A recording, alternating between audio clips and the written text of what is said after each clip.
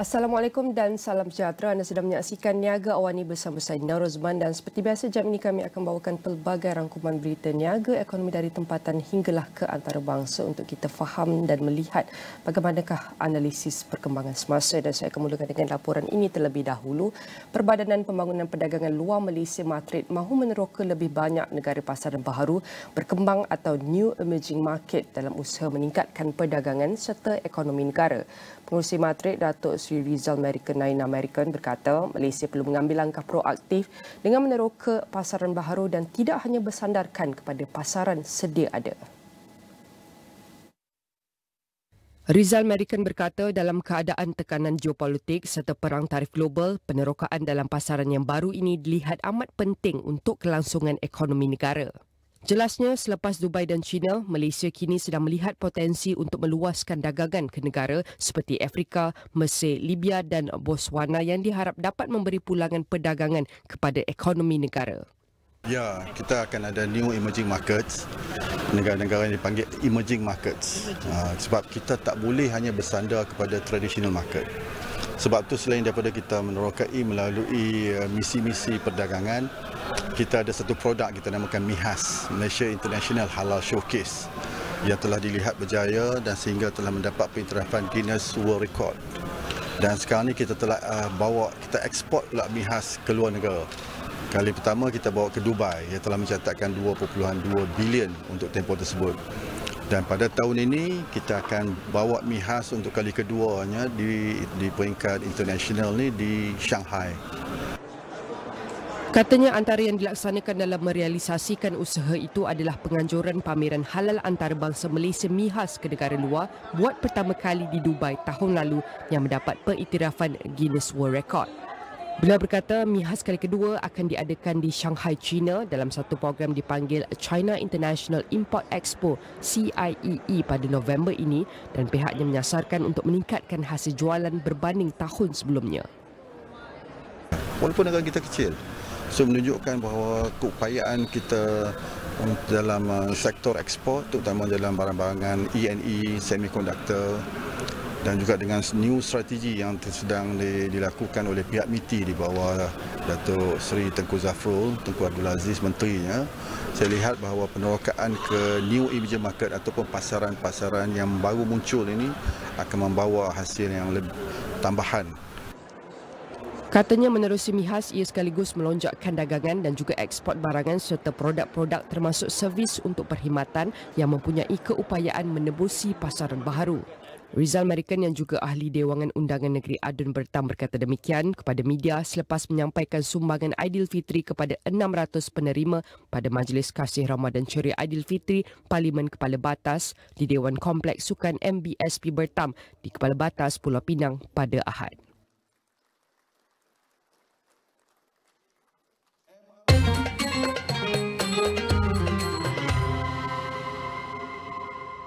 Aidilfitri hanya berbaki beberapa hari sahaja lagi, namun barangan jualan termasuk kelengkapan raya masih banyak berbaki. Itu situasi yang terpaksa dilalui peniaga bazar Aidilfitri Shah Bandar Kuala Terengganu. Mari kita ikuti laporan disediakan Wakil Astro AWANI Terengganu Nur Fazlizai Ali.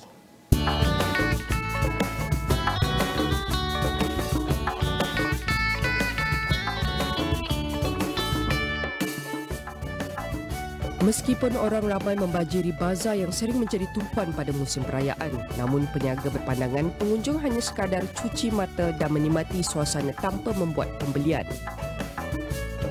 Menurut Syed Abdul Manaf Syed Omar, walaupun telah memasuki minggu terakhir Ramadan, namun jualannya masih hambar dan kuasa membeli secara fizikal masih kurang.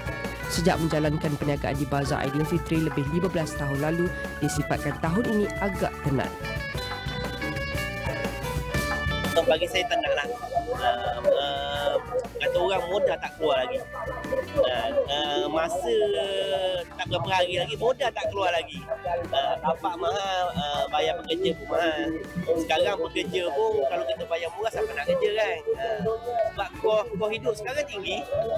Sekarang ni still ada naik dah sikit, tapi tak macam tahun lepas lah. Tak macam tahun lepas. Tahun lepas awal-awal dah ada sale. tahun ni awal-awal memang tak ada sale. Dengan keadaan tapak sekarang makin tinggi, barang makin mahal, mungkin sebab harga naik lah mungkin. Sementara itu, seorang lagi peniaga Sharifah Mariam Kabilah Syed Husin berkata, bagi menarik kuasa pembeli mereka turut melakukan pemotongan harga dan promosi istimewa bagi memastikan barangan itu laris sebelum Syawal menjelma. Sharifah Mariam berkata, bagaimanapun mereka masih tidak mampu menyaingi trend pembelian secara dalam talian masih menggugah. Sebabnya banyak orang beli online kan sekarang. Jadi bila sebab orang banyak beli online, sini pun jadi kurang orang. Jadi orang ramai mungkin tak beli, tengok pada harga kan. Kita pun harga daripada supplier dah kita dah bagi murah kita tak boleh dah. Apa lalu orang beli? Dia tak banyak, dia dah macam dulu. Kalau dulu tu zaman sebelum ada online banyak sale sebab harga tu lelong dah kan. Tapi sekarang ni ada lagi murah dekat online. Justru mereka berharap akan ada sinar pelangi sebelum Ramadan melabuhkan tirainya.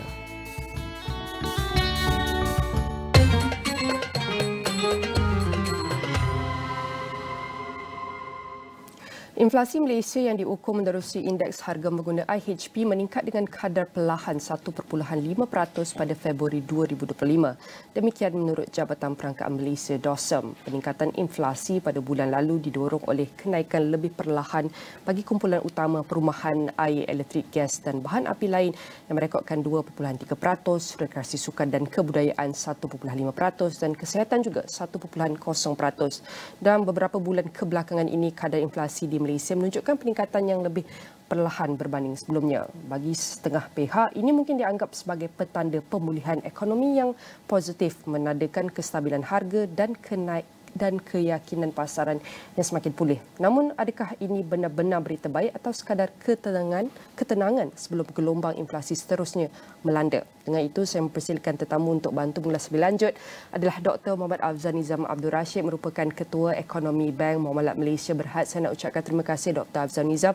Melihat kepada kadar inflasi trennya iaitu meningkat secara perlahan, bagaimanakah trend kenaikan ini mencerminkan keadaan ekonomi Malaysia secara keseluruhan?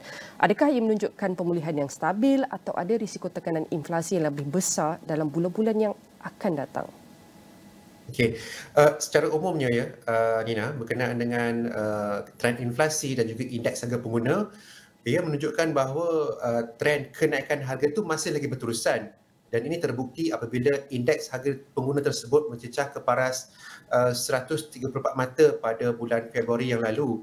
Dan kalau kita bandingkan pada bulan Januari tahun lalu, dia berada pada paras 131 mata. Dan kalau pada bulan Jun tahun lalu juga, dia berada paras sekitar 133 mata.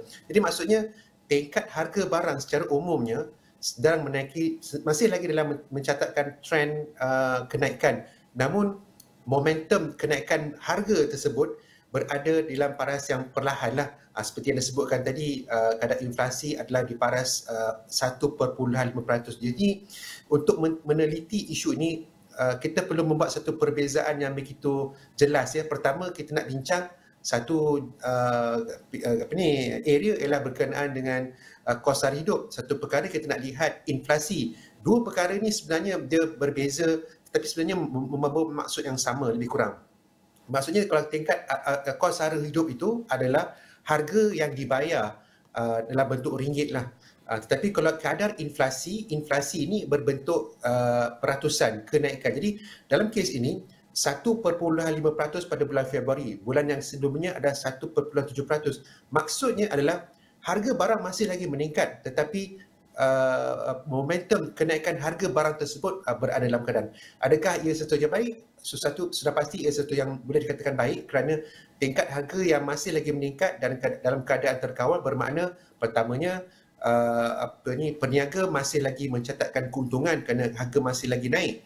Kedua, dari segi kuasa beli juga mungkin sedikit terjejas, tapi tidaklah keterlaluan kerana dia berada dalam jajaran yang boleh dianggap boleh diterima. Maksudnya 1.5% ni saya kira satu angka yang rendah lah kalau kita bandingkan dari segi purata jangka panjang, iaitu sekitar 2.5%. Jadi 1.5% ni peratusan kenaikan harga barang berada dalam keadaan yang boleh dikatakan terkawal buat masa ini.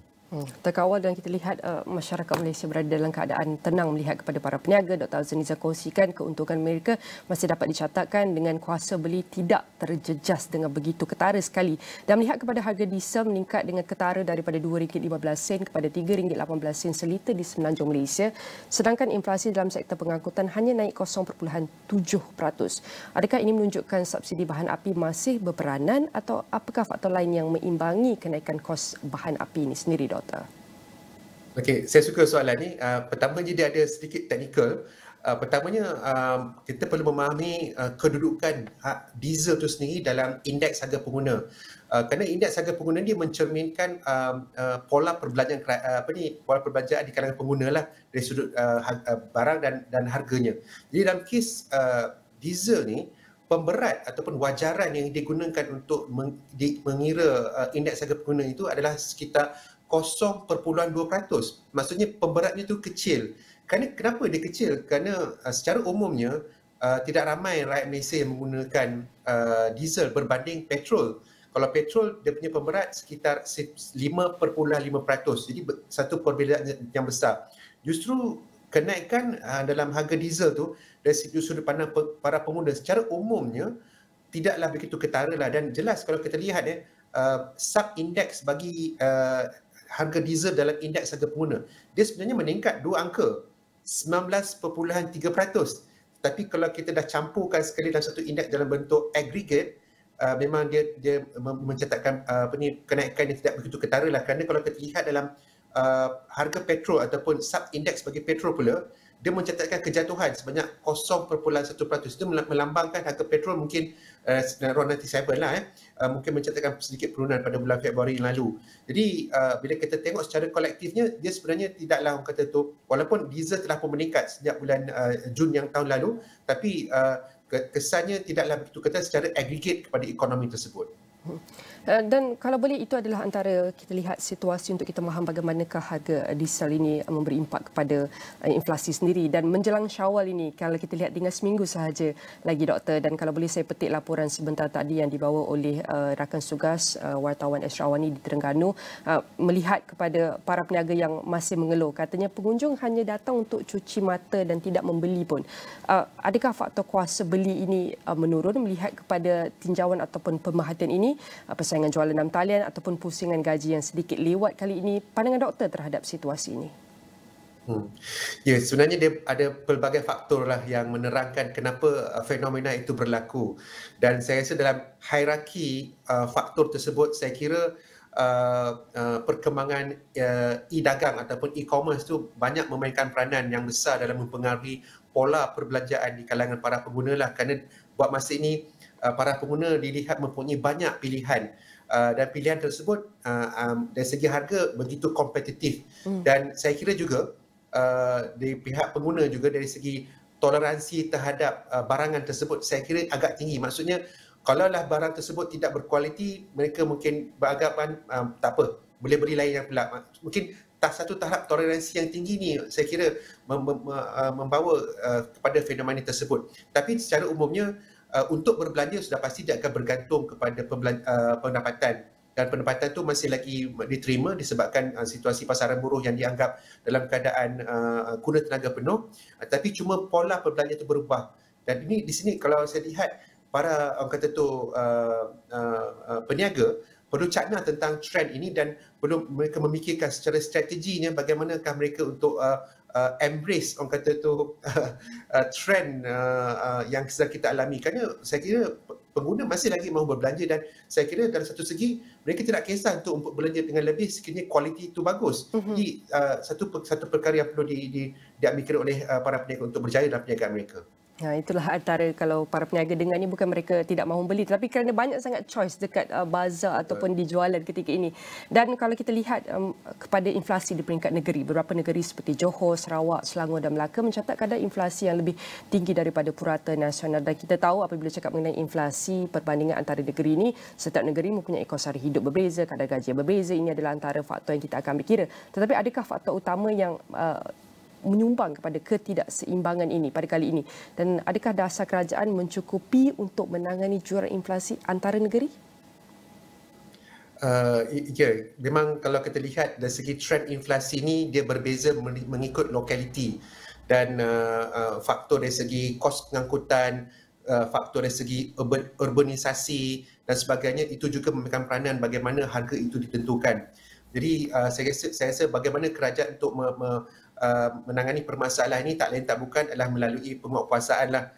Dan kalau kita lihat, saya melihat sendiri ya dalam trend dalam media sosial, seperti saya melihat KPDN Melaka, KPDN Perak menjalankan aktiviti pemantauan dan terbukti terdapatnya aktiviti yang salah di sisi undang-undang, terutamanya barangan yang dikawal seperti ataupun barangan seperti minyak paket 1 kilogram yang disorok oleh para peniaga. Jadi bagaimana pihak berkuasa menangani permasalahan ini tidak lain tidak bukan adalah dari segi penguatkuasaan supaya aktiviti ataupun amalan perniagaan yang negatif ni dapat dibendung secara sepenuhnya. Dan saya akan ambil perbincangan inflasi kita kepada peringkat serantau lah, memandangkan Malaysia adalah chairman untuk ASEAN pada 2025 tahun ini. Malaysia mencatat kadar inflasi yang lebih rendah daripada Vietnam 2.9% dan Filipina 2.1%, tetapi lebih tinggi daripada Thailand 1.1% dan Indonesia negatif 0.1%. Melihat kepada keadaan semasa di peringkat global, apakah antara faktor utama yang mempengaruhi perbezaan ini dan sejauh mana ia memberi kesan kepada daya saing ekonomi negara dalam rantau ini? Perbezaan tu mungkin wujud dari segi pelbagai bentuk. Mungkin dalam kes masa ni adalah trend dari segi permintaan. Kalau kita lihat beberapa bank pusat di serantau Asia, di Indonesia, di Thailand, kedua-dua bank pusat ini telah pun memulakan fasa penurunan kadar faedah. Ini jelas menunjukkan bahawa permintaan itu menghadapi sedikit masalah dan ini juga mempengaruhi dari segi trend inflasi di dalam negara mereka. Jadi berdasarkan angka ataupun tindakan ini boleh kita katakan faktor permintaan itu memegang peranan. Tapi kepada negara kita pula, situasi negara kita masih dalam keadaan yang baik, permintaan masih lagi stabil. Jadi dan ditambah pula oleh dasar-dasar seperti kawalan harga dan juga subsidi juga itu orang kata itu dapat mengekang kenaikan harga barang. Jadi memang trendnya tidak sekatalah mengikut trend permintaan dan juga dasar dari segi kawalan harga dan subsidi akan mencorak trend inflasi bagi sesebuah negara tersebut. Dan mungkin akhir sekali Doktor, dengan kumpulan makanan dan minuman menyumbang hampir 30% kepada wajaran IHP dan menunjukkan peningkatan berterusan, adakah ini memberi petanda kepada tekanan kos sara hidup yang lebih tinggi bagi rakyat? Apakah langkah dasar yang boleh diambil untuk kurangkan kesan ini terhadap golongan berpendapatan rendah dan sederhana terutamanya?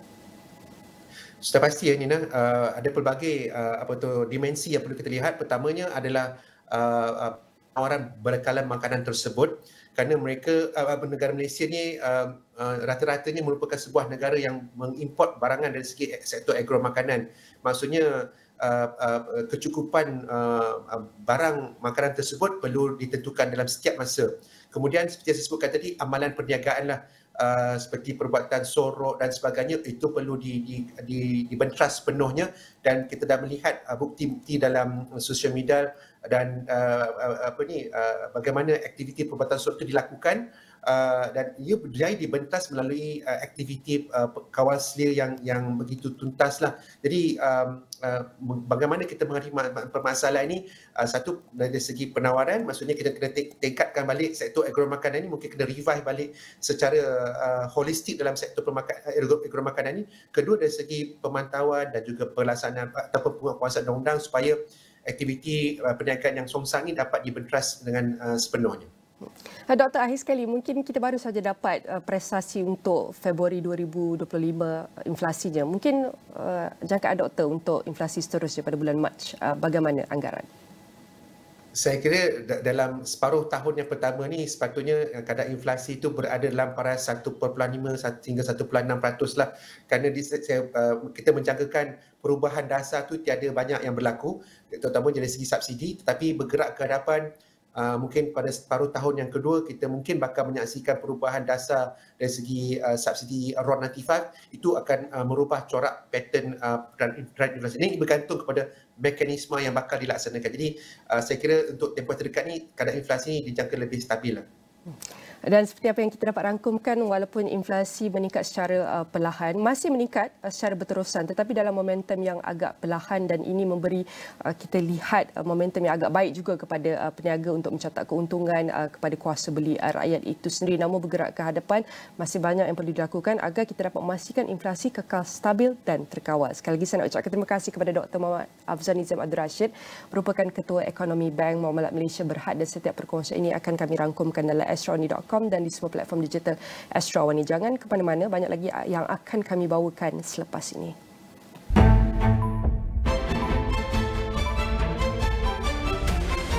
Nak coklat? Hari ni tak boleh. Nanti saya kena dengan mak saya. Exo dan baharu disahkan halal. Mikrokalsium aktif dan Proflorida Complex membantu memperbaiki lubang halus akibat makanan manis sebelum menjadi kaviti untuk perlindungan maksimum. Malaysia sebenarnya berada di kedudukan kedua terburuk di dunia berkaitan keseimbangan hidup dan kerja. LRT3 sudah akan mula beroperasi suku ketiga 2025. Kerja-kerja fizikal dan penstrukturan sudah mencecah 95%.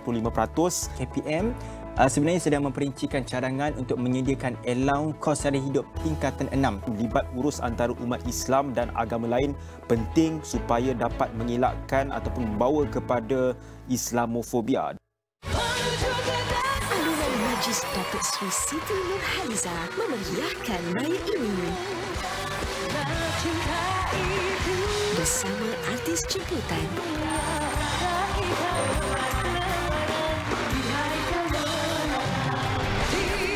Dengan Majlis Siti 2025, 5 April ini.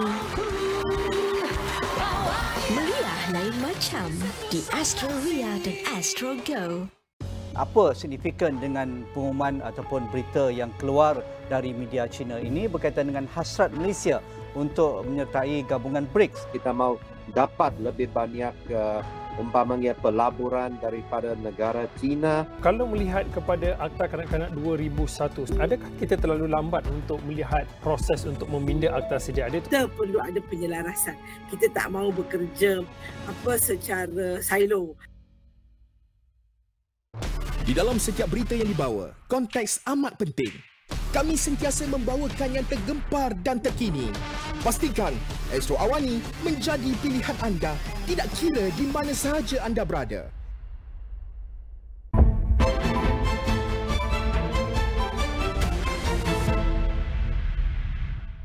Bursa Malaysia dijangka terus diniagakan dalam jajaran kecil minggu ini dengan kecenderungan meningkat sedikit menjelang cuti Hari Raya, kata penganalisis. Ketua Penyelidikan Pelaburan UOB Kekal Wealth Advisor Sedang Berhad Muhammad Sidik Jantan berkata, BMK ACI dijangka diniagakan antara 1,510 dan 1,515. Manakala paras utama yang perlu dipantau kekal pada paras halangan pada 1,550 dan paras sokongan pada 1,500. Kata beliau, walaupun ekuiti Malaysia mencatatkan pembetulan mendadak disebabkan pelbagai faktor yang tidak berkaitan, mereka menjangkakan cabaran luaran termasuk risiko tarif import Amerika Syarikat, konflik Rusia-Ukraine dan kebimbangan mengenai momentum ekonomi China akan berkurangan secara berperingkat, membantu menstabilkan aliran keluar ekuiti asing. Bagi minggu dagangan yang baru berakhir, Futsi Bursa Malaysia KLCI dalam dagangan berhati-hati. Ia berikutan kebimbangan pelabur yang ketara dan pengagihan semula dana di pasaran global dipengaruhi oleh ketegangan perdagangan, dasar bank pusat dan situasi geopolitik. Pada asas Jumaat ke Jumaat, indeks utama merosot 6.70 mata kepada 1,505.45 daripada 1,512.15 pada minggu sebelumnya.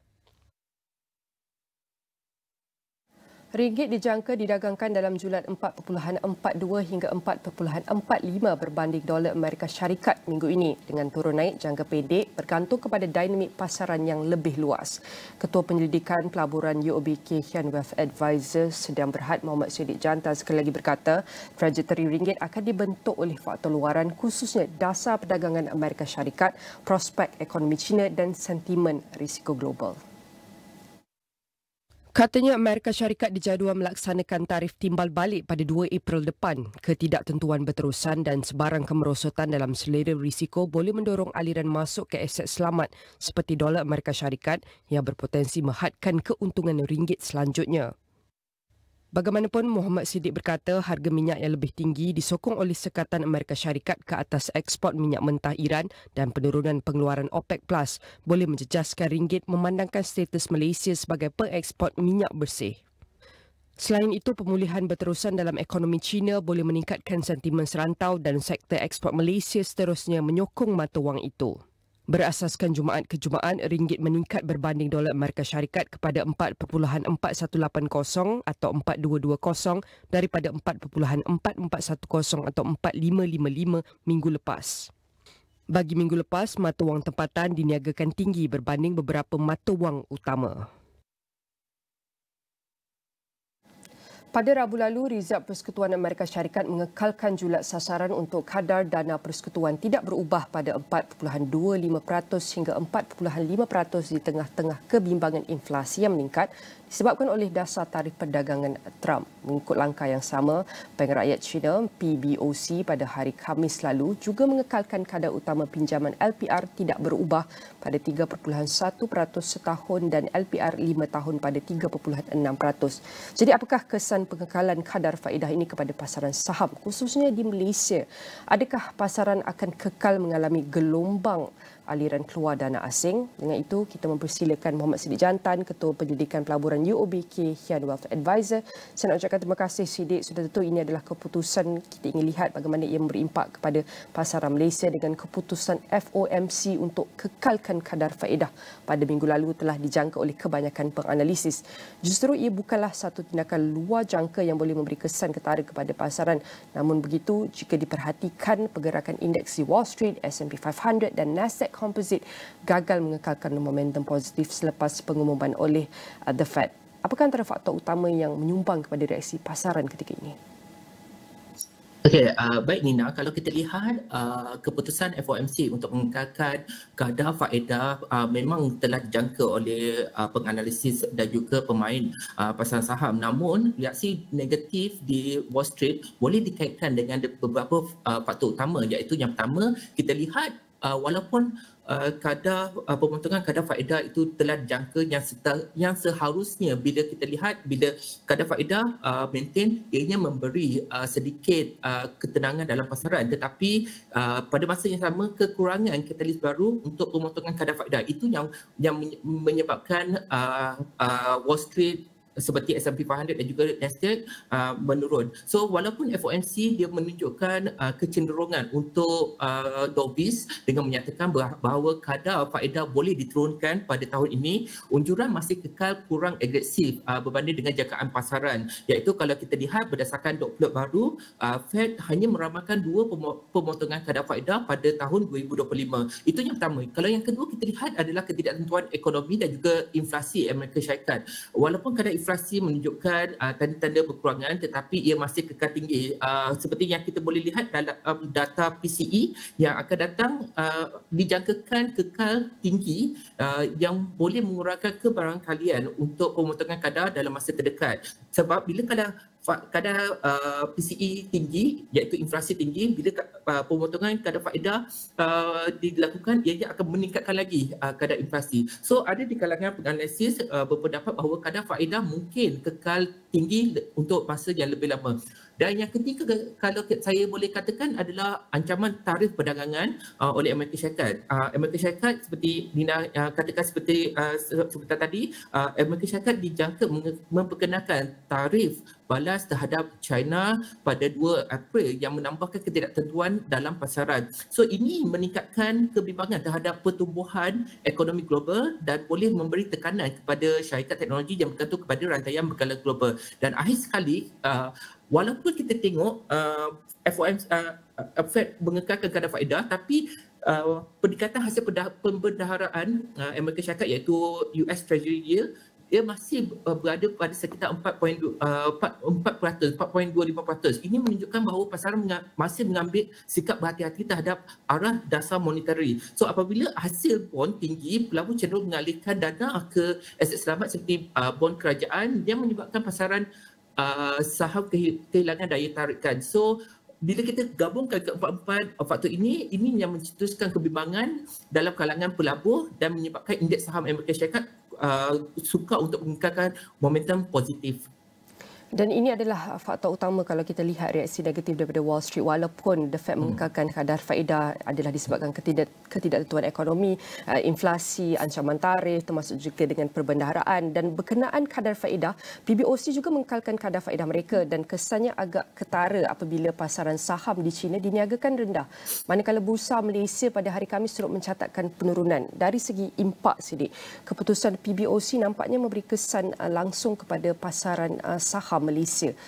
Boleh mungkin jelaskan secara terperinci bagaimanakah reaksi pasaran terhadap keputusan PBOC Bank Rakyat China berbanding keputusan Fed pada minggu lalu? Okey, secara ringkas kalau saya boleh katakan, keputusan FOMC untuk mengekalkan kadar faedah adalah seperti yang saya katakan tadi, ianya telah dijangkakan oleh penganalisis. Tetapi bila kita cakap tentang PBOC mengekalkan kadar faedah itu kebanyakan penganalisis menjangkakan bahawa PBOC akan mengurangkan kadar faedah. Tapi it turn out tidak seperti yang dijangkakan. So itu yang memberi sedikit kebimbangan ataupun yang boleh saya katakan disappointed among the pemain pasaran. So dari sudut dasar monetary, PBOC sebelum ni dia memberi isyarat untuk melonggarkan dasar keuangan bagi merangsangkan pertumbuhan. Namun mereka masih menangguhkan pemotongan kadar faedah kerana yang pertama untuk menstabilkan mata wang yuan. Itu menyebabkan jika PBOC bertindak terlalu agresif dalam pemotongan kadar, yuan boleh mengalami tekanan jualan yang membawa kepada aliran keluar modal. So keputusan mereka untuk mengekalkan kadar PBOC ini menunjukkan pendekatan berhati-hati untuk mengelakkan ketidaktentuan dalam pasaran mata wang China. Bagi Malaysia, sebarang kelemahan dalam yuan boleh memberi tekanan ke atas nilai ringgit kerana korelasi ataupun hubungan perdagangan yang rapat antara kedua-dua negara ini boleh menjejaskan sektor import serta kuasa beli pengguna tempatan. So selain itu, kalau kita lihat pasaran saham China mengalami tekanan selepas PBOC mengumumkan keputusan ini mencerminkan kekecewaan pelabur terhadap ketidakadaan langkah rangsangan yang lebih agresif. So kesannya turut dirasai di Bursa Malaysia. Kalau kita tengok banyak syarikat tempatan yang mempunyai pendedahan kepada pasaran China, saham-saham dalam sektor semikonduktor dan juga elektronik mungkin dilihat menghadapi jualan jika kita lihat pertumbuhan di China kekal perlahan dan ini akan menjejaskan permintaan global. So untuk peringkat indeks, kelemahan sektor berkaitan China boleh memberi kesan negatif kepada FPM KSCI, terutamanya jika sentimen pelabur kekal berhati-hati dalam tempoh terdekat. So jika kita buat perbandingan, keputusan Fed untuk mengekalkan kadar faedah mempunyai kesan yang lebih bertahap, iaitu dia ada phase by phase, tetapi bila kita tengok ekonomi ataupun pasaran ekonomi Amerika Syarikat tidak menunjukkan tanda-tanda kelembapan yang mendadak. So ini mengurangkan risiko kejutan pasaran. So berbanding dengan impak keputusan PBOC yang lebih segera terhadap Bursa Malaysia, keputusan Fed lebih mempengaruhi sentimen global dalam jangka masa panjang dan tidak mencetuskan reaksi negatif yang mendadak dalam pasaran tempatan. Dan itu adalah antara faktor utama yang menyebabkan The Fed dan juga PBOC mengekalkan kadar faedah mereka. Jadi apakah antara implikasi yang boleh dijangka terhadap pasaran modal khususnya bagi saham-saham di Malaysia seperti yang saya dikongsikan pada awal tadi, sudah tentu ia akan memberi tekanan kepada ringgit termasuk juga dengan Bursa Malaysia, tapi bagaimana pula dengan saham-saham di Malaysia? So untuk kita lihat keputusan Fed dan juga PBOC mengekalkan kadar faedah, bagaimana ia memberi implikasi utama kepada pasar modal Malaysia, khususnya prestasi ringgit, aliran modal asing dan juga sektor berkaitan ekspor dan juga kestabilan pasaran tempatan. Dari sudut yang pertama, mata wang. Ringgit kita lihat dijangka akan terus bergelut tetapi tidak akan mengalami kejatuhan drastik. So keputusan Fed untuk mengekalkan kadar faedah tidak memberi kelebihan besar kepada dolar Amerika Syarikat yang membantu mengurangkan tekanan ke atas ringgit. Namun dalam masa yang sama, keputusan PBOC untuk tidak melonggarkan dasar monetary bermaksud Malaysia tidak mendapat sokongan tambahan daripada pemulihan ekonomi China. So ianya kalau kita lihat untuk kedua-dua keadaan ini, Malaysia ringgit masih mengalami neutral impact. Ini kerana tanpa pemangkit utama untuk mengukuhkan mata wang negara ringgit Malaysia. So dari perspektif aliran modal pula, kita lihat risiko aliran keluar dana asing masih kekal tinggi. Dengan kadar faedah Amerika Syarikat yang masih tinggi dan juga hasil bond yang saya katakan tadi 4.25, yang kekal menarik pelabur asing cenderung untuk mengekalkan dana mereka dalam aset selamat seperti bond Amerika Syarikat, bond treasury bond berbanding dengan pasaran ekuiti di negara sedang membangun seperti Malaysia. So data terkini menunjukkan aliran keluar asing dari Bursa Malaysia telah berlanjutan selama beberapa bulan, dan selagi kadar faedah Amerika Syarikat tidak berubah, selera pelabur asing terhadap pasaran Malaysia dijangka kekal lemah. So dari sudut sektor saham pula, keputusan PBOC untuk tidak melonggarkan dasar monetary memberi tekanan kepada sektor yang berkaitan dengan China dan juga ekspor. So seperti sektor perdagangan, minyak dan gas serta teknologi di Malaysia mengalami cabaran kerana pemulihan ekonomi China yang lebih perlahan daripada jangkaan. Even kalau kita tengok SSI, Hong Kong Shanghai Index pada hari Jumaat juga menunjukkan penurunan yang mendadak. So jika China terus menangguhkan pelonggaran dasar monetary ini, permintaan terhadap produk Malaysia boleh dijangka akan mengalami kelemahan dan akan menjejaskan prospek pendapatan syarikat dalam sektor-sektor ini. Selain itu, pasaran semiconductor dan juga elektronik yang merupakan antara penyumbang utama ekspor Malaysia juga boleh menghadapi tekanan jika sentimen terhadap pertumbuhan global kekal berhati-hati. So, dari sudut teknikal, akhir sekali kita tengok indeks IBM KCA mungkin terus diniagakan dalam ganjaran tertentu tanpa arah yang jelas. Ini mencerminkan ketidaktentuan pasaran global. Momentum dagangan kita lihat kekal lemah tanpa pembangkit utama, dan pasaran memerlukan faktor pemulihan yang lebih kukuh untuk menarik semula minat pelabur. So walaupun jangka panjang mungkin lebih positif jika China mula memperkenalkan rangsangan ekonomi atau jika Fed mula memberi isyarat pemotongan kadar, dalam jangka masa terdekat pasaran saham Malaysia dijangka kekal tidak menentu dan kecenderungan pergerakan adalah bersifat sideways. Itu adalah impaknya. Jadi adakah keadaan ini menyumbang kepada aliran modal asing kekal keluar sehingga Khamis lalu institusi asing telah mengurangkan pegangan mereka selama 25 hari berturut-turut dengan jumlah keseluruhan sebanyak 8.48 bilion ringgit. Jika ia sedih, bilakah ia dijangka akan berhenti? Okey, kalau kita tengok memang betul pelabur asing keluar daripada pasaran modal Malaysia, dan kita lihat memang pengekalan kadar faedah merupakan salah satu faktor aliran keluar modal asing selain daripada ketidaktentuan tarif perdagangan Amerika Syarikat. Akan tetapi kalau kita lihat bukan Malaysia saja yang mengalami aliran keluar modal asing, negara-negara jiran di Asia turut mengalami aliran keluar modal yang tinggi. Untuk menjawab soalan bila aliran keluar modal asing akan berkurangan, ini bergantung kepada beberapa syarat makroekonomik dan pasaran untuk dipenuhi. Yang pertama, seperti saya katakan, jika Fed mula mengurangkan kadar faedah lebih awal atau lebih agresif daripada jangkaan. Untuk itu saya lihat kebanyakan kita akan menjagakan bahawa Fed untuk menurunkan kadar faedah pada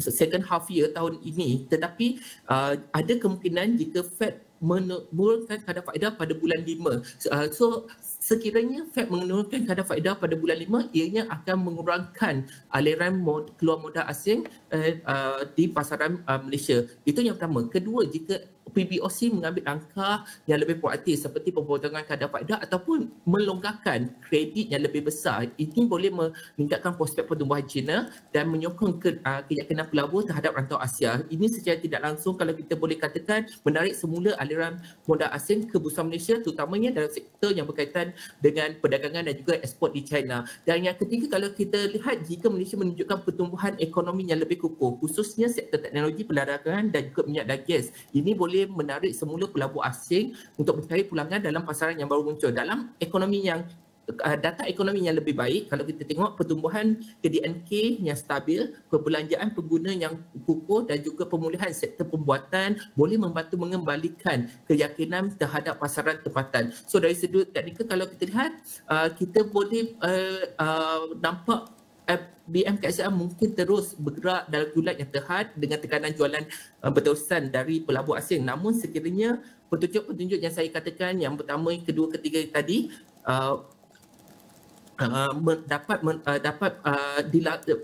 ataupun dilihat berlaku pada bulan 5 ataupun bulan 6, saya rasa sentimen akan berubah dengan cepat dan membawa kepada kemasukan semula dana asing ke pasaran Malaysia awal pada bulan 6 tahun ini. Dan kita lihat apa itu pasaran global terus bergelut dengan ketidaktentuan dasar moneteri termasuk juga dengan geopolitik, dan melihat kepada kadar pengekalan kadar faedah oleh The Fed dan PBOC ini memberi reaksi yang berbeza-beza kepada pasaran. Namun kalau kita lihat reaksi pasaran lebih negatif, lebih tertumpu kepada Asia termasuk Malaysia. Namun bergerak ke hadapan, para pelabur dinasihatkan untuk sentiasa ataupun kekal berjaga-jaga dan sentiasa bersedia untuk menghadapi sebarang perubahan dinamik pasaran yang semakin kompleks ini. Sudah tentu saya nak ucapkan terima kasih kepada Muhammad Siddiq Jantan, merupakan Ketua Penyelidikan Pelaburan UOB Kekal Wealth Advisor, dan setiap perbincangan ini akan kami rangkumkan dalam astroawani.com dan di semua platform digital Astro Awani. Baik, kita akan teruskan dengan perkembangan seterusnya di mana wujud pandangan yang berbeza mengenai prospek kontrak niaga hadapan minyak sawit mentah MSM pada minggu ini dengan perang perdagangan dijangka berterusan. Selain itu, unjuran pengeluaran yang lebih lemah juga disebut sebagai faktor yang menyokong kepada pandangan yang berbeza ini. Menurutnya, prestasi komoditi itu akan terjejas akibat perang perdagangan global yang dimulakan oleh Amerika Syarikat menyebabkan pasaran berada dalam mod berhati-hati. Dari segi permintaan fizikal, China, India, Pakistan, beberapa negara Timur Tengah, Kesatuan Eropah dan Amerika Syarikat kekal sebagai pembeli. Kata Teh, dari segi stok simpanan ia bagus, tiada kekurangan di Malaysia dan Indonesia. Sebaliknya, peniaga minyak sawit David Ng berkata, niaga hadapan MSM dijangka diniagakan dengan kecenderungan menaik di tengah-tengah jangkaan pengeluaran yang lebih lemah akibat kesan banjir dari tahun lepas. Katanya, harga dijangkakan antara RM4,300 dan RM4,600. And for the next update, Microsoft Malaysia West Cloud region is expected to bring in $10.9 billion and create 37,575 jobs. But here's the challenge, only 5,700 of those will be skilled IT roles, with Malaysia aiming to be a regional tech hub. Is this enough? Can Microsoft do more to upskill Malaysians and ensure they don't get left behind in the digital economy? Let's dive into the opportunities and challenges ahead with our guest. Ready on the line is Ng Yi Chun, the partner AC Ventures. I want to say thank you very much, Yi Chun, for joining me. Talking about the economy and job impact from the Microsoft investments and the opportunities, while the Malaysia West Cloud region is expected to generate $10.9 billion in new revenues and create 37,575 new jobs. Only 5,700 are projected to be skilled IT jobs. How does Microsoft plan to bridge the skills gap to ensure more Malaysians can transition into higher value tech roles rather than remaining in lower skilled jobs? The announcement with from Microsoft with regards to the new West Malaysia initiative.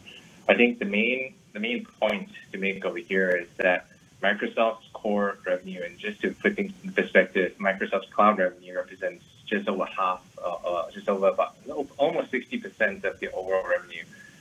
This is a highly important part of the business for them, and a big driver of this business for them is that they truly work together with channel partners, cloud partners, other service integrators and such that enable them to generate revenue through their cloud business.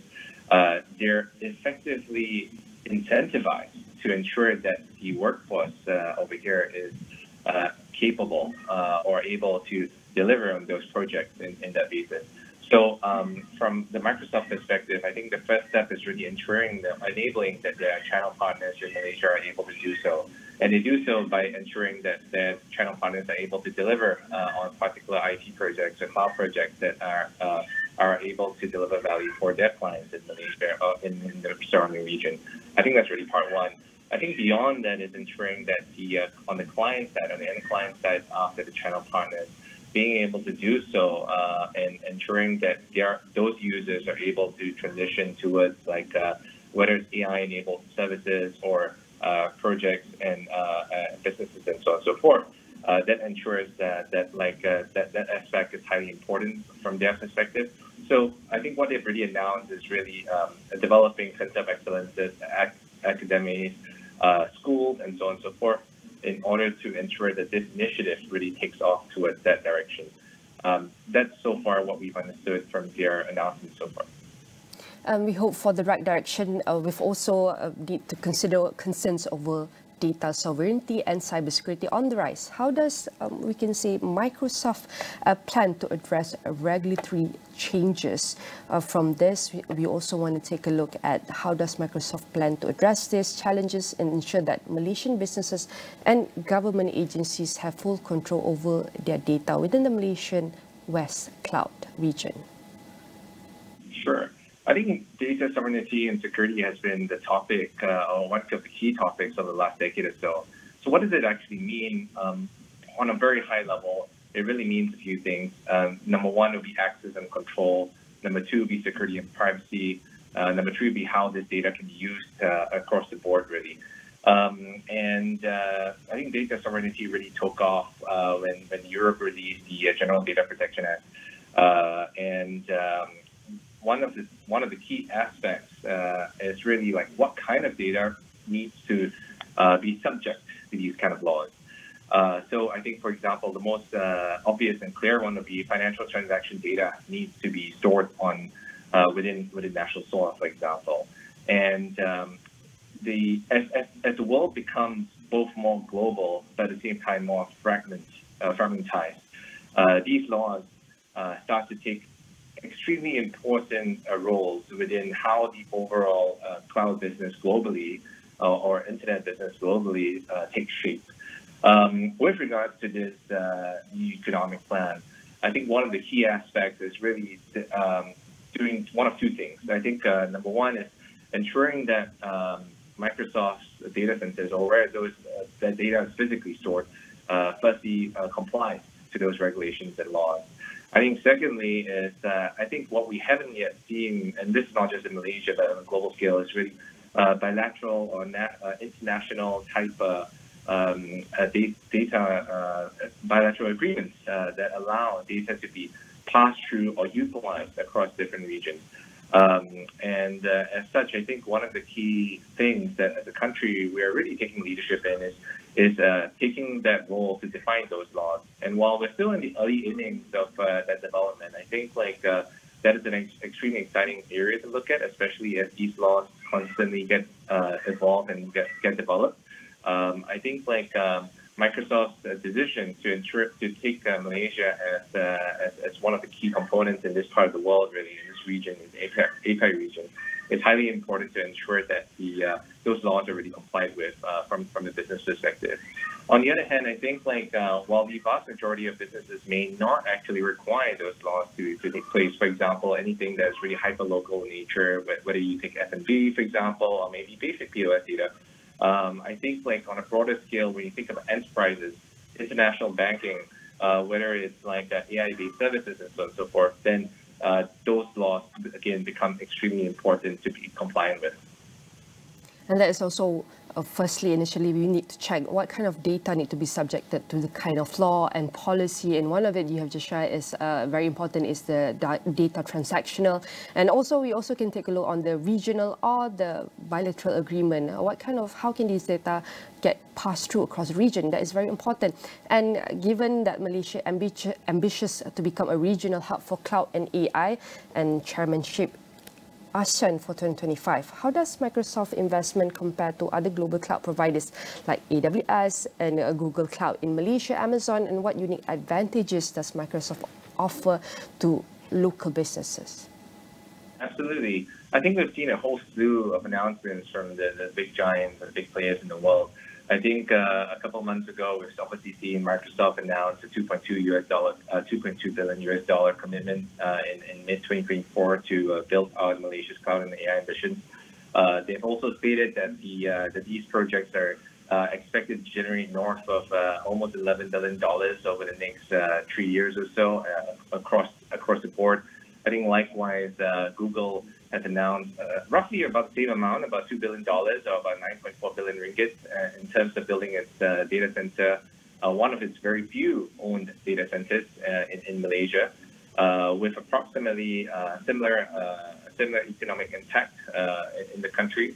And last but not least, I think AWS, the biggest giant of them all, with about 30% global market share in the cloud business, plans to invest, has stated plans to invest approximately 30 billion ringgit, or about $6 billion worth of investments. But this is true to 2038, so almost 12, 13 years later.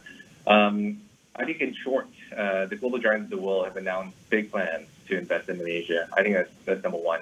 I think number two, this is broadly aligned with our own national or government's initiative to push Malaysia as a key leader in this space.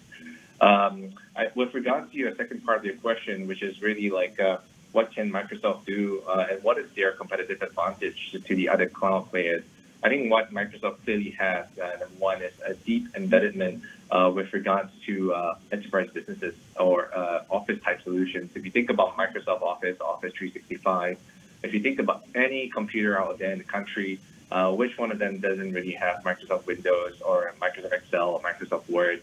I think that's really been a large moat that Microsoft really has had over the last couple of decades, and that's not going away anytime soon, regardless of what anyone can really say.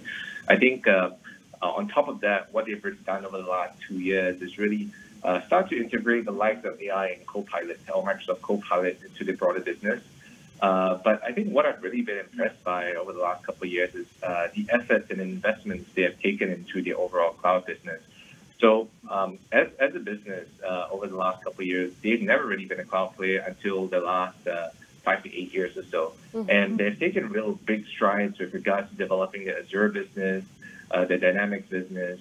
And what these businesses are really is that they're deep enterprise solutions that really add value to larger corporates that allow them to take their businesses into the cloud, fully integrate them across the stack, whether it's within the enterprises or beyond the enterprises. I think what we're really seeing is Microsoft's ability to take what is an existing moat in its business within existing clients and expand its businesses to provide value to the rest of its client base through their own ecosystem. And that's something that's really exciting to see. On the other hand, if we look at other businesses like AWS and Google Cloud, for example, on one hand, they may lack that existing moat of having already a foot in the door into existing businesses. But at the same time, AWS has been in the game much longer. They have a much significant, larger market share, roughly about 30% compared to the next player number 2, which is approximately about 12 to 13% global market share. And initially, I mean, AWS started without any foothold in an existing business ecosystem. Google Cloud, on the other hand, already had Google Search and the rest of the G Suite type offerings. But again, from a market share perspective, this is relatively nascent. And I mean, compared to what Microsoft existingly had in the world, really, and historically, I think like that was really a big step up with regards to how far they've changed to become an important or integral part of any business unit. So I think in terms of those unique advantages Microsoft has to offer local businesses, again, I think number one, it already has that foot in the door. I think number two is ensuring that the solutions are able to be integrated fully into the existing business ecosystem. And I think last but not least, ensuring that like it is able to work beyond the Microsoft ecosystem with other system providers or other IT solutions. I think that would be highly important to that business. And you are hoping also for this effort, initiative, dreams, hopes, and even goals, not only to achieve, to bring high impact or added value, but also sustainable. We can commit in the long term, and therefore we need a long-term strategy. So I'm going to bring in about the war. The ongoing tariff war specifically has led to a more fragmented global economy where technology companies must navigate competing spheres of influence. How does Microsoft investment in Malaysia fit into its broader strategy to maintain leadership in the AI and cloud space while avoiding potential trade barriers that could impact Malaysian businesses reliant on its cloud ecosystem? Absolutely, and this is probably the topic of the day, the week, the month, and the year. I mean, the ongoing international relations topic or the trade war, I think, has been really rearing up its head over the last couple of months. And this has largely been driven by geopolitics and foreign policy across the board. I think if we were to take a step back and provide some context, what's happening today is an unprecedented, well, I would argue maybe not unprecedented, but largely an event of international proportions with regards to how global nations or global governments are really taking their negotiations to the next level. I think with regards to how this affects the global economy and what this means for the broader internet economy, I think first and foremost, it's very clear that at least on a goods basis versus a services basis, it's very clear that those lines and those borders are being drawn. And those lines are being and borders are being drawn because nations are using those initiatives to negotiate their upper hand with regards to what they want in how the global paradigm takes place. I think we're nowhere near. My guess is that we're nowhere near to seeing the end of this just yet, and I think that's really step one. I think step two is really how this proliferates from the goods sector towards the services sector, which is really where the broader internet economy or the digital economy really lies. I think my suspicion is that data sovereignty and data protection laws have taken place over the last decade or so. Until today, they've really taken a very calm and protracted approach to how it's evolved. I think the next big step is really how this tariff phenomena or this geopolitical phenomena affects how these data laws and regulations really conform and evolve across the board. No one has really debated the importance of AI and data in our world today. What really happens next is that, okay, if I own, as a country, if I own this amount of data, and this is important to not just myself, but it's also important to maybe your LLM, training and data inference, then what value does this have to you? And more importantly, how can I derive, as a country, how can I derive value and protect the data that is supposedly important to someone else? I think Microsoft's investment in Malaysia and how this fits into its broader strategy is really taking into account these geopolitics and these different borders, ensuring that it is compliant not just within a particular country but across particular regions, especially given that the APEC region has taken a certain role of neutrality in this broader East-West type fragmentation, and moreover, ensuring that the data infrastructure through data centers is equipped for that basis. Okay. And we hope with Microsoft investment, opportunities can foster homegrown AI and cloud technology innovation in Malaysia, ensuring that local companies are not just consumers but also contributors to the global AI ecosystem. Again, I want to say thank you very much to our guest Ng Ye Chun, the partner of AC Venture, and definitely all of our discussion here will be featured in AstroAwani.com across all social media platforms. Stay tuned with us as we will bring more updates, business and economy updates right after this break.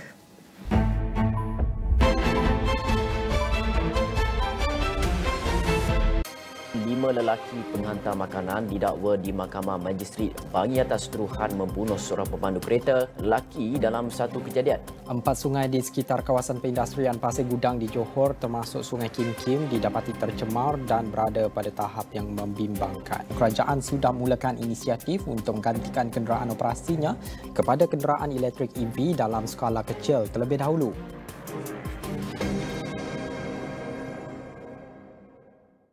Keparetan semakin mendalam, kekalahan yang mengejutkan, musim yang sukar buat kedua-dua pasukan. Kini tiba derby terpenting demi kemegahan dan harapan. Siapa bakal bangkit? Segalanya bakal terungkai secara langsung dalam Manchester Derby. Premier League, eksklusif di Astro.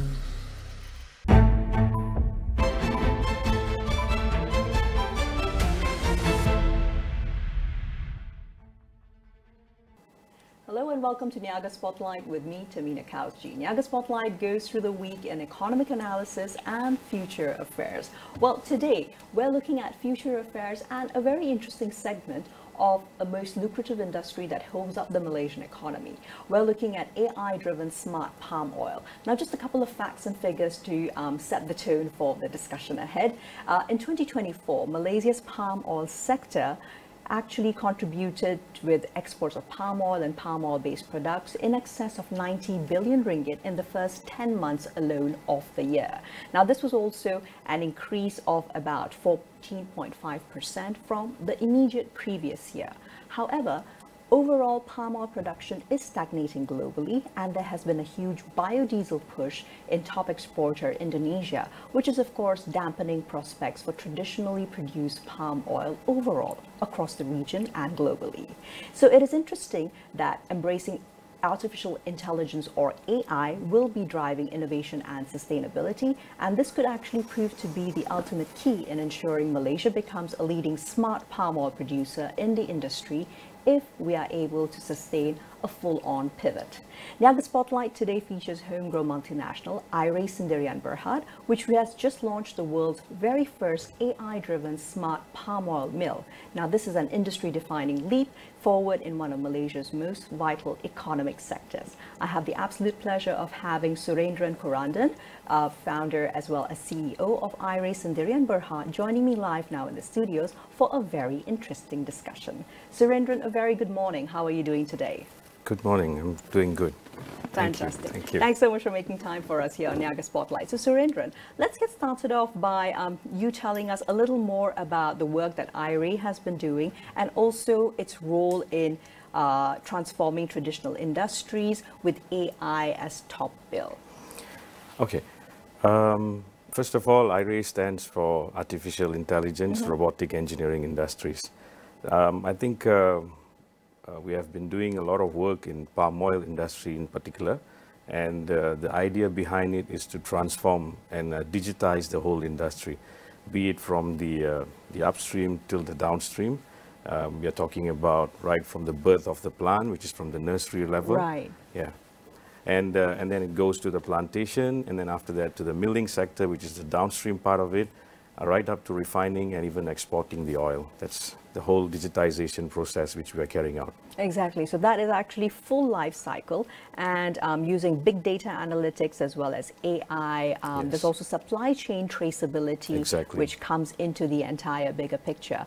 Could you tell us a little bit about the recent launch, which AWANI, of course, had graced by the Deputy Minister of Commodities? Yeah. We were honored by the presence of the Honorable Minister, Dato' Johari Ghani.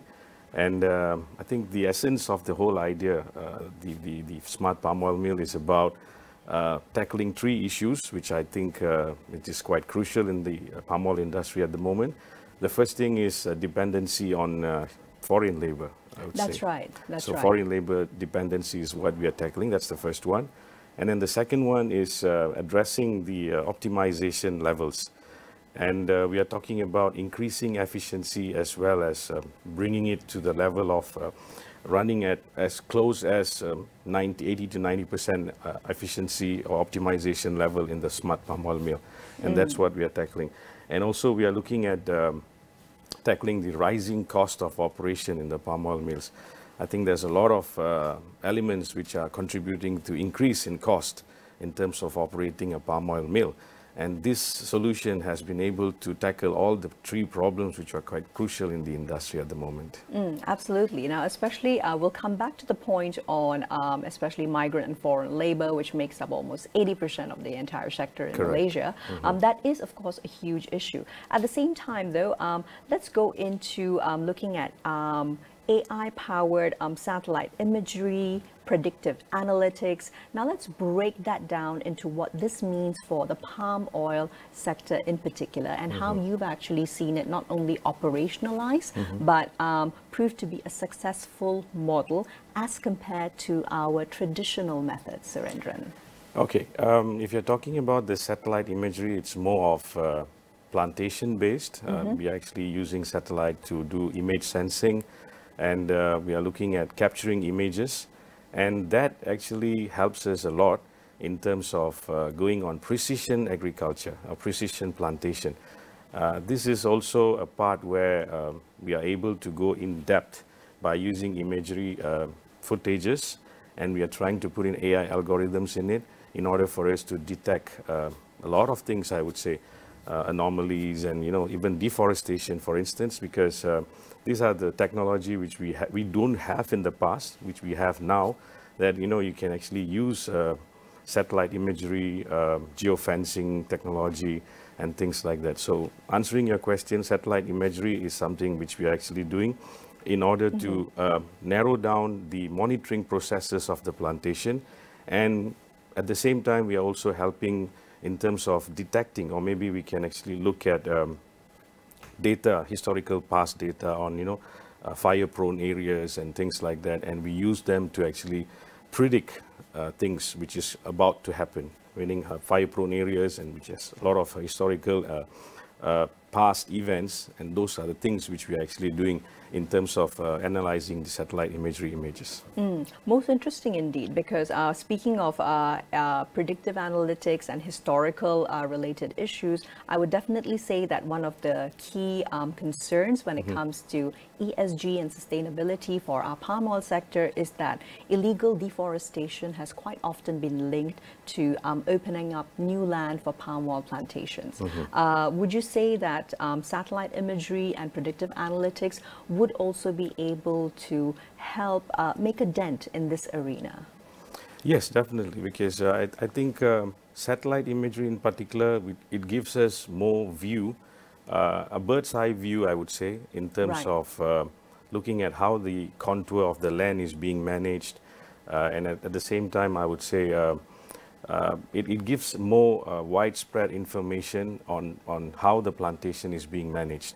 Because usually when you do replanting activities, things are, sometimes it go out of hand. So we actually have these kind of images to assist and tell us and what kind of positioning are we at in terms of managing those kind of areas. That's one part which I would say those days we didn't have that, because manually people have to walk into the plantation and start doing all the calculations and the mappings and stuff.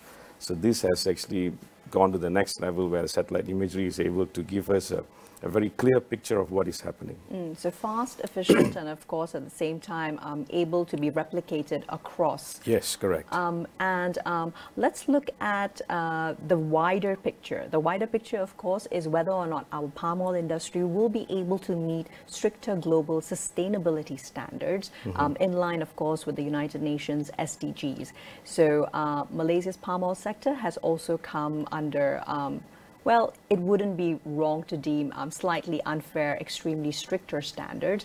So how do you see this contributing for us to be able to level up and meet the sustainability global benchmarks? I would say sustainability is the core of our business. In Malaysian palm oil, I think the sustainability is one of the core part of the business. And that also is linked very closely with traceability. I think sustainability is the way how we actually manage the plantations and also undergo the operations of the factory and also the milling processes. And that has been very stringent at the moment. We have a lot of regulations to adhere to, and at the same time we are also emphasizing more on traceability.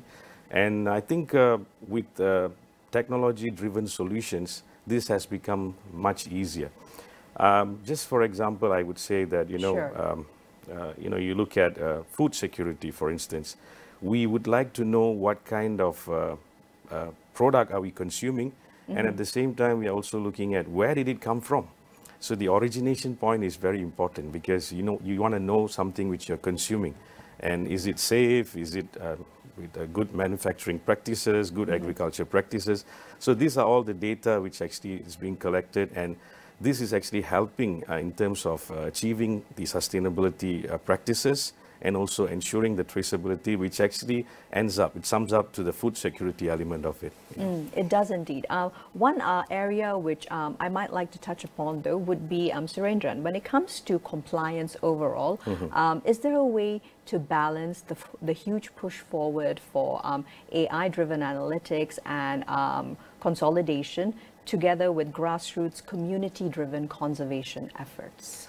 Yes, balancing both of that is quite a challenge. I think we are talking about getting in AI into a community which is looking at it for the first time. And Sure. I've been always asked this question, just to put it on a more like a layperson kind of analogy. It's like, you know, how can I bring AI into the jungle? You know, this is an industry which is always in remote locations and things like that. So bridging them from where we are talking about, you know, AI, machine learning, deep learning, and things like that, and you're bringing this into a place where people are not familiar at all. Outside of the average level of digitization. Yes, yes. Yeah. So a few things which is actually a barrier to us.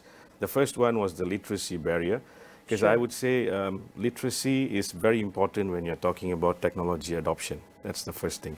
And the second part, which I think there's, you know, bridging this comes with an issue where the digital infrastructures which is present within the plantation community in remote locations. Of course, I would definitely say that, you know, hats off to the digital ministry, which are actually going out deep inside the jungles to put in internet connectivities and stuff like that. And at the same time, the part of where, you know, you adopt this kind of technology, which is very new, and it's also costly. So the financial assistance has to also come in order for us to blend in with the current culture and also blending in these kind of technologies into you know, getting the system running up and good. Yeah. Exactly. So there has to be a lot that happens simultaneously as well. So yeah. that, of course, is a process. Let's now shift it to looking at how these technology-driven solutions, Surendran, can hopefully enhance Malaysia's global competitiveness. We were, of course, speaking about the data that has been coming out. Of course, the industry overall has been insofar doing well for 2024. That is not necessarily, given the traditional modes of production for palm oil, going to remain true for the next even 5 years to come. Yes. So let's talk about the role of competitiveness when it comes to AI adoption. I would say those who are the early adopters will definitely benefit, you know, tremendously, I would say, because this is going to simplify a lot of processes. When you talk about competitiveness, I think we stand apart among all those countries of palm oil producers. Reason being that we have our standards, we have our internal standards, which is called MSPO, which is the Malaysian Sustainable Palm Oil, and we also have the RSPO, and these are all standards which are actually governing the sustainable production of palm oil. And in order for us to get certified and also to be a player in the industry, I think AI and also the data-driven technologies are going to help us in terms of keeping us at par in terms of the sustainability certifications. And that alone will actually bring us to that competitive edge, because everybody produces palm oil, for instance. You know, when we talk in the industry, we say all the oil is red in color. It comes from Latin America, it comes from Africa, it comes from Indonesia. But what sets us apart is the adherence to the certification standards. And with this kind of technology, we're actually getting it easier for all the players to embrace and get across the whole thing. That's how it is. You know. And let's also speak about the increase in yield per hectare and how that is also going to be able to benefit Malaysia as well as the palm oil players who do adopt this early enough. Yes, in terms of yield, I think there has always been a lot of innovations coming across, and the part of where we use IoT sensors and things like that in downstream, I would say in the factories, yes, you have a lot of, I would say, you're free to use sensors because you know, it's a very limited area.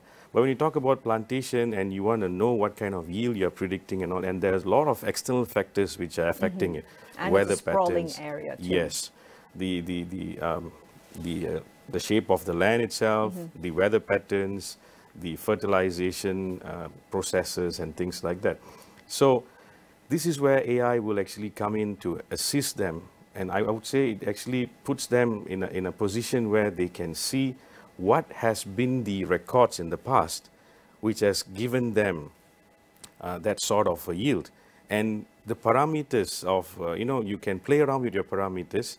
You can set certain parameters like weather and all. It's, it's fixed. You can't go and change them.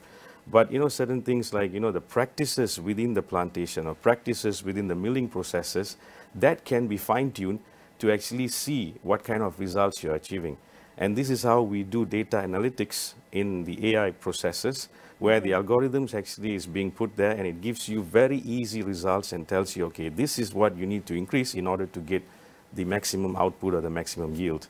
So that's how we have been able to assist players to see and focus on areas. And with so much of work being done to educate and also operationalize the palm oil players, let's talk about the value of sustainability, but as a branding tool. Now, it's interesting that despite a lot of efforts that have been put in by majority palm oil producer and exporter countries, especially over the past 5 to 8 years, the industry, the product itself still maintains quite a controversial quote-unquote reputation. Now, what is the value of now pivoting and using the sustainability, which has already become integral to the way a lot of production is occurring around Malaysia, but maximizing that to open up perhaps even new markets so that we're able to, in that sense, influence where the market is going and perhaps not spend too much of time addressing controversies which refuse to take in the renewed data and the renewed commitments that we're seeing at the grassroots. Okay. Sustainability, again, it's how the industry is being driven, particularly in Malaysia. We have experiences working with other countries outside Malaysia as well. But I would say Malaysia has specifically emphasized on sustainability. And this alone will actually be able to put us at the very top level because we are doing things right. And we have standards, we have regulations which we are following. And I believe that, the EUDR, the European Union Deforestation Regulation, which is coming across now, and all those things are being taken very seriously in Malaysia. And that is what we are addressing. And I can see that, putting that primary focus on sustainability and in terms of consumer mindsets, whom are like looking at things which they consume now very seriously. Back in eco-conscious consumers. Yes. So it's more of a bioeconomy now that I would say. It's more like, you have to look at all those things. Not only sustainability is not targeting on the good agriculture practices or good manufacturing practices. It is also looking at how do we treat the carbon footprint and at the same time the methane generation and those kind of things. So we are looking at circular economy, waste is being turned into energy. These kind of things are also addressed along the way when we are actually fulfilling the sustainability demands. So that is what is putting our Malaysian palm oil in a position where the trust value increases when you have a certified product. Trust perception, of course, is everything, but I'd like to come back to something you just mentioned, Surendran, which was reducing the carbon footprint. Let's look at, in practical measures, how is that actually occurring for palm oil production in Malaysia, where you are seeing year on year a reduction in carbon footprint, or at least more innovative methods being practiced so that this comes into play soon enough? Okay. My experience of looking at this carbon footprint, in a very general way of looking at it, carbon footprint, it's about how much carbon is being emitted in the whole process of getting the final product. That's how it is. That's right. So the way how we have been tackling this is, maybe looking at the logistics part first. So the logistics, which actually involves vehicles and transportations and things like that, that has got a lot to do when it comes to carbon emission. And that's one of the way how we are addressing it, by using AI and also using historical records. And a very simple way of putting it is like, how do I transport my fresh fruit bunches from the plantation to the mills? And we might be taking the long route, where I can actually tell them that using the system and everything, I can just calculate and tell them that this is the shorter route, you use less fuel, and you emit lesser carbon. So that's how one of the easiest way we are looking at. And we have also the carbon calculators, carbon accounting. And these are the things which we are actually trying to embed into the technology and give it to the plantation as well as the mills in order for them to operate efficiently. And in their processes, when it comes to the downstream, it's more of how long do you operate a machine? And that is also energy consumption. So the energy consumption is also another part we are actually trying to make it more efficient so that these guys know, oh, this is my power consumption and this is the number of hours I'm running it, and it becomes efficient day after day. Correct. And within this entire framework, Surendran, what then are your thoughts about the future for smallholder oil palm producers? They also, of course, make up close to 40% of final output. They might actually be the ones who are left out of the opportunity to even collectivize, optimize their production as well as the transportation. Thoughts on this? Smallholders are a community. We have to include them, like you mentioned, 40%. That's right. 40% is not a small number. No leaving them behind, right? Definitely. So you need to include them. The inclusivity is where the point of how we are changing the whole thing. This is a community which I would say they are, I would say most of the smallholders are from the B40 category. And there's a lot of support needed. And we are looking at it in terms of the technological adoption, where there's a lot of things which we are able to give. I think now MPOB has done a lot of efforts for smallholders in terms of subsidies. They have created a lot of assistance for the smallholder community. And we are looking at embracing them into the whole ecosystem or the whole the supply chain itself by getting them to use easy solutions. You know, like how they trade, how they sell their fruits, at what prices they are doing it. And these are all to avoid exploitation on smallholders. And that is one factor which actually gives them a freedom to trade freely and to actually not being controlled by certain parties where there's a lot of things which are happening in the country right now. So that is where we break free that community so that they can actually move freely and get the remuneration or maybe the correct allowances for whatever efforts they have put in. Exactly. Trying to open up the opportunity for scalable, affordable solutions for them. They may not need to incorporate the entire life cycle of products and all the mechanisms in place in a huge palm oil plantation, right? Since they're under 100 hectares.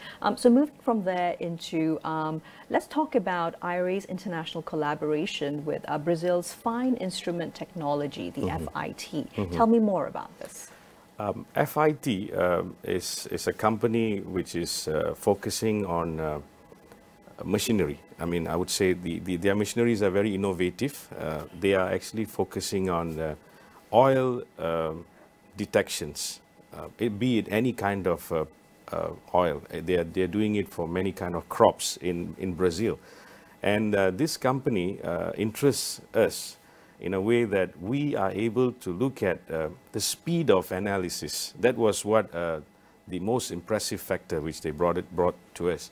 And what in the current, in the past, it was maybe 6 to 8 hours long process. It's being done within minutes. And that actually is very important for us because we needed data from them in order to match with our AI predictive analysis. And that's where we started off with joint venture efforts and also partnering with them. And now we are looking at broader perspective where we are actually bringing the solution. It's like the Malaysian AI solution is being exported to Brazil, and where they are also enjoying the benefits of AI solutions. So we make a very good synergy in terms of being a partner and also supplying the AI solutions as well as limiting the time of processes. So that's how things are going between IRA and also FIT. So that's the most interesting sector to be focusing on, Surendran, because also let's now talk about the wider potential for Malaysia to export AI expertise, but particularly for agri-tech. Yeah. Agri-tech is a huge platform. I would say it's a huge industry, agriculture. It's where our focuses are, and we are particularly doing it for the palm oil commodity.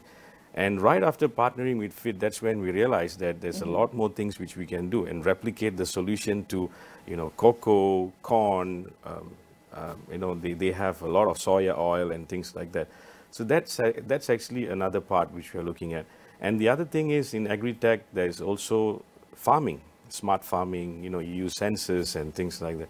And generally speaking, the adoption of solutions which is coming out from AI, there has been a lot of solutions in the past, but AI comes in as a booster to whatever has been there in the past, where it makes thinking processes, decision-making processes much, much easier. And even a farmer could understand what to do. And it goes to an extent where you don't even need to do anything, it does it by itself. So that actually saves a lot of time, effort, and they can focus on other things which has been left out in the past. Exactly. So a lot of opportunity to explore and develop competencies as well. Yes. Could we end perhaps, Surendran, with a couple of thoughts about how enabling AI, particularly for commodities and agricultural production, is actually a means of bridging geopolitical gaps with innovation. This is also a most crucial year for Malaysia as ASEAN chair, and at the same time, one of the top of the list is also commodities and food-related security risks, which are going across ASEAN as well, particularly given how vulnerable we are to the changes in climate. Yeah, I think you mentioned your last, the word was climate. That is actually the biggest problem when it comes to agriculture. And you can't run away much from climate. And it's very uncertain. I think we are quite lucky that we are able to even look at certain patterns of weather. And to answer your question on how AI is going to give a wholesome or maybe a broader influence is by actually getting the processes simplified. That's how the whole idea of doing this is, because you want to get the processes simplified. And when you have that food security and also the traceability and sustainability in place, it actually cuts that race. You know what you're able to do and you're doing it right, instead of competing. And and you also have that AI to actually do a demand prediction. Right. And when you have that yield prediction and you have that demand prediction, and your overproduction time and your underproduction time, these are all being measured, and it gives an early indication for you to be prepared for whatever. So that you don't end up wasting, for example, oversupply of a crop. So the supply and demand is clearly outlined in order for us to be able to know our correct position. So plenty of opportunity indeed for Malaysia if we already not only operationalize but commit to more investment in AI-driven tech for emerging economies in the global south, and for Malaysia to be a very prudent bridge in between. Yeah, and I think in Malaysia, the significant launch which we had last year, that was the world's first AI smart palm oil mill, and that has been a very, I would say, a successful introduction to the palm oil industry, and that has given a lot of people, I would say, an eye-opener that even a very traditionally operated industry, which is the palm oil industry, has come out from that kind of, I would say, how do I put it? It's like a trap we were in for a long time. We were actually traditionally operating it, and we were thinking that, no, this industry is not going to work if I don't have labor, and I need a lot of foreign laborers to come in, and it's very, very human-intensive kind of industry. And of course, the pandemic and the restrictions really turned that on its head. Yeah, so it's all like broken into pieces, and we have just came out of it and said that, yeah, we can operate it in a very, very efficient way, less humans, very efficient, and that's how we have actually created a very different perspective for the industry. Fantastic. Surendran, congratulations once again on the launch of course, world's first AI-driven smart palm oil mill. Lots of interesting insights here. Wishing you and Iris and Durian Berhad all the best in the future. Thank you very much. Thank you. So that's all we have time for today on Niaga Spotlight. Please join us again next Friday for more economic analysis and insights with me, Tamina Kaushi. Here's to a productive week ahead.